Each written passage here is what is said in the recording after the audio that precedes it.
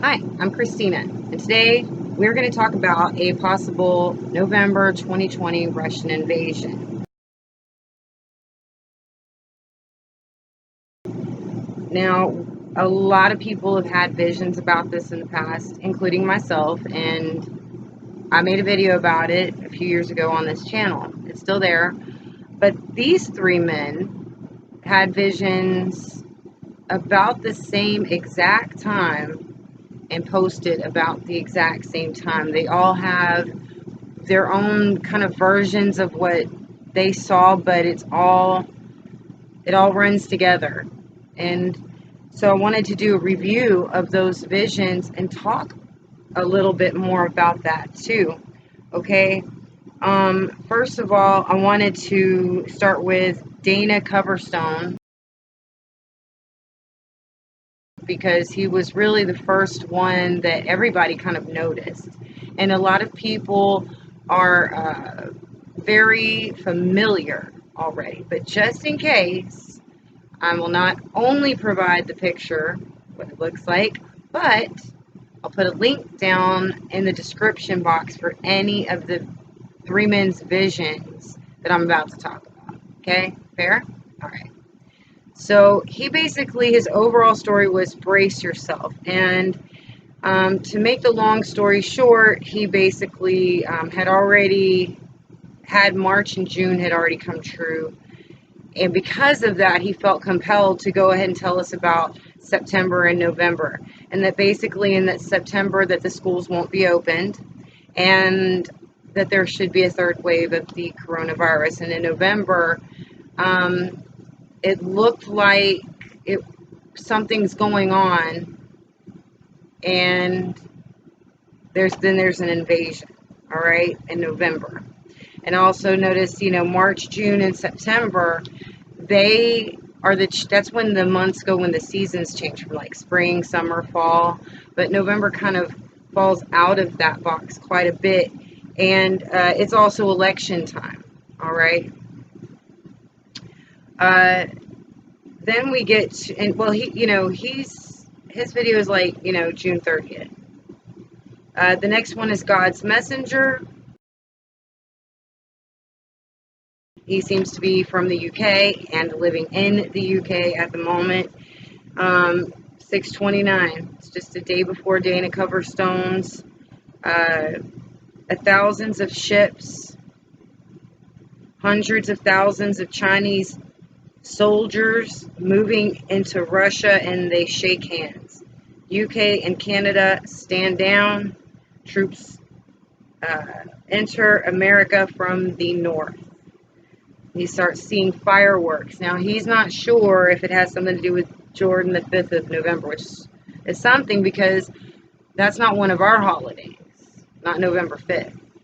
Now, Christmas time and New Year's, that would be the next time that fireworks would be coming up in America, but not November 5th.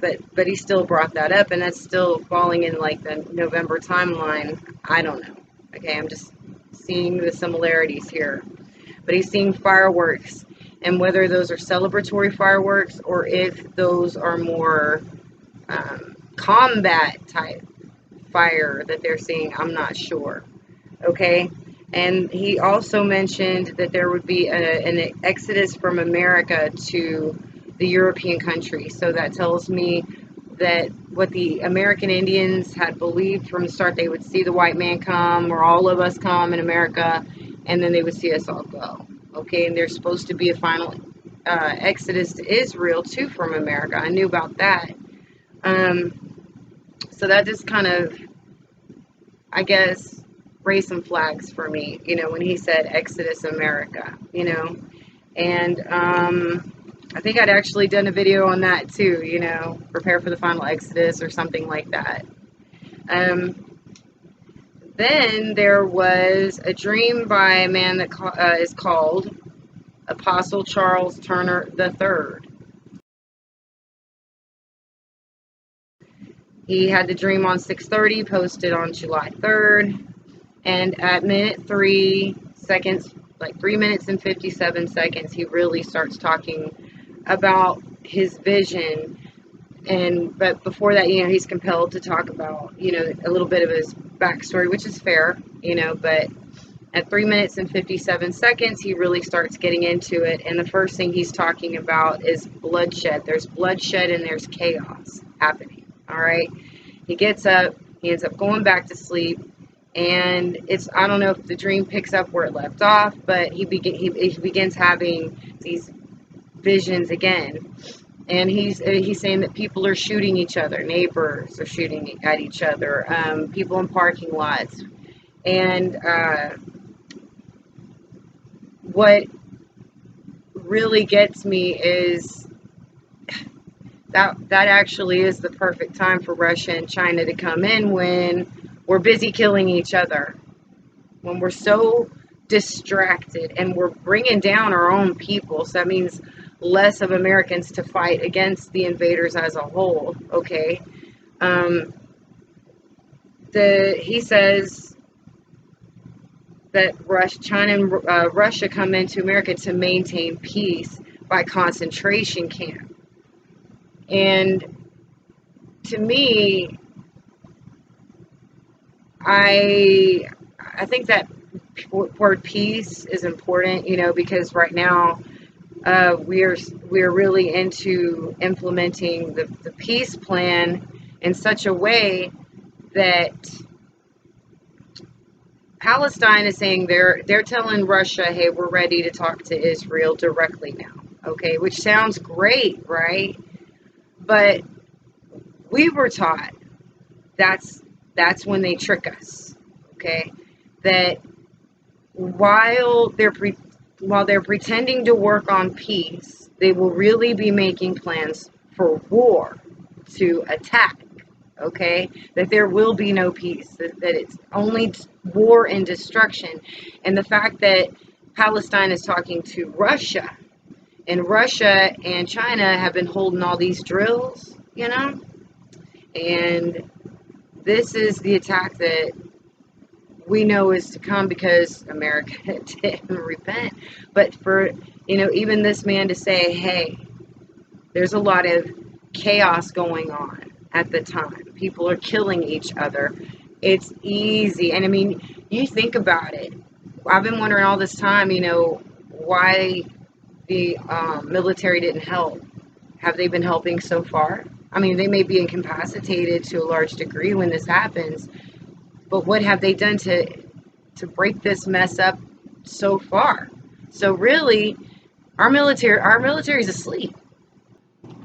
So what is really happening is whatever these peace talks are about, they're really, from what we were taught, that this is actually the opposite about to happen. And then you go to 2 Thessalonians, and it says, when peace and safety is declared, then there's sudden destruction. So we've got Trump getting ready for the election in November, right? And this is the perfect time, because he won't be swayed in doing this. You can't stop him from doing this no matter what. I know that's in his head. There's nothing you can do. Nothing anyone can do. And when you go against God's will, then God lets your enemies come in. And that happened with Jerusalem back in 70 AD when Israel went down last time. Okay? That's what's going to happen to us, basically. That he'll let our enemies in. And that makes sense, that if by November Trump is pushing for this, everybody thinks they're working on talking, and the whole time they're really preparing for war. And in the meantime, America's fighting each other. And the way that these prophecies are talking about is that they're coming in through Canada to the north. And what have we got? Seattle, Chicago, places in the north where a lot of this rioting is happening. Y'all might need to hold that gunfire for the real enemies, okay?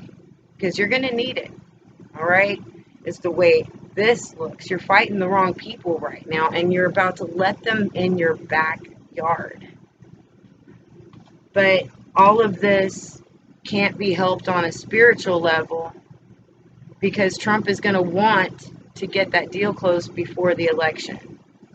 So when I think about everything I've been taught since I was young, everything I've read in the Bible, everything that God has shown me himself, when I put all of that together, it really looks like um, we're there. We're there. And so you as a person have to be ready not to fight each other. You're going to have to be ready to fight for your life.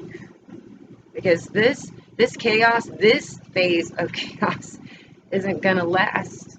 It will for a while, but everything has its time, and that's it, you know. So I would go ahead and advise you, if you're really curious, to watch these men's videos, any of them that you haven't watched, and decide for yourself. You know, go ahead and dig into scripture. You know, this is what I understood as the Gog and Magog thing. And the next place they go is Israel. So it would make a lot of sense that Palestine is talking to Russia right now, don't you think?